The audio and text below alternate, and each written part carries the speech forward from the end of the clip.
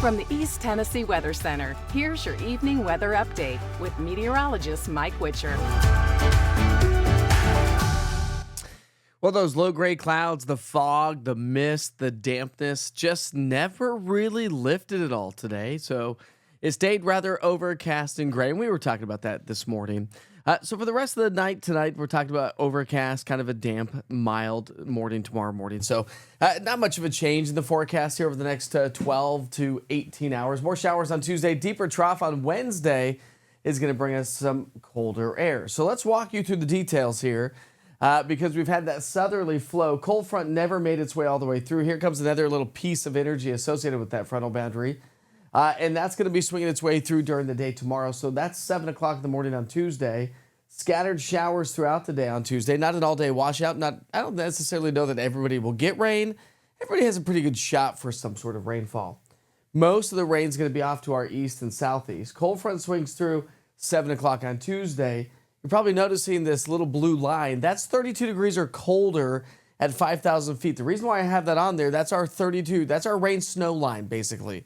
And that's going to give us a good idea on what's going to happen next because we still have moisture surging with this frontal boundary, and now the cold air comes through. So does the cold air catch up with the moisture source to bring us a quick little bout of snow on the backside of that system on into our Wednesday? It's possible. Now, the heaviest rain is going to be from Montgomery through Macon, Charlotte. For us here locally, we'll still pick up anywhere from about a half an inch to an inch of rain.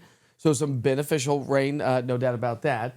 But we're also talking about the possibility of some snow. And so confidence is increasing a little bit that a quick bout of snow may happen.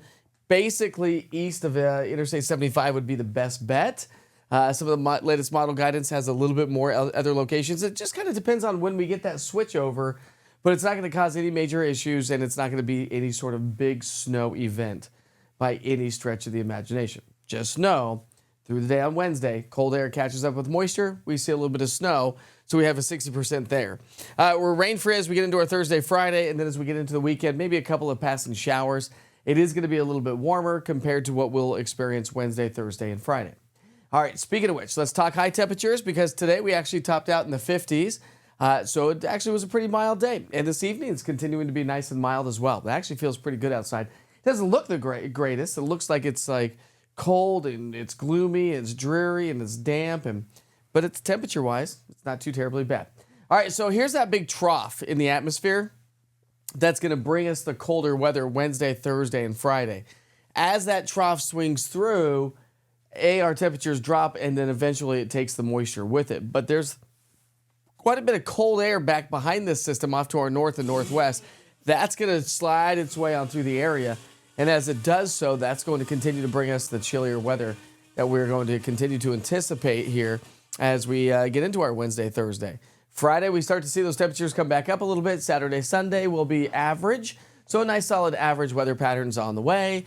Low temperatures down into the 20s again Thursday, Friday, but back into the 30s and 40s Saturday, Sunday, and Monday. And if you're a big fan of the warmer temperatures, well, good news is the Climate Prediction Center is predicting the possibility of above average temperatures all the way through the latter part of the month as we get closer to the Christmas holiday. All right, so many of you have seen this before, but if you've not seen this or if you don't know that I have an app, I do have an app. It's called East Tennessee Weather, okay? East TN Weather. Just search that in the App Store. You'll find it right away. I've got a link at the top of the website at easttnweather.com. Listen, I've tried to clean everything up when it comes to weather and digital weather. And so I want you to go ahead and download that app tonight. Check it out. Current conditions, 7 days, day parts, your traditional long form of forecast, which is what we just did. But I do shorter ones. And again, you don't ever have to look at a forecast if you want because it gives you so much more information like watches and warnings and any inclement weather that may be moving your direction.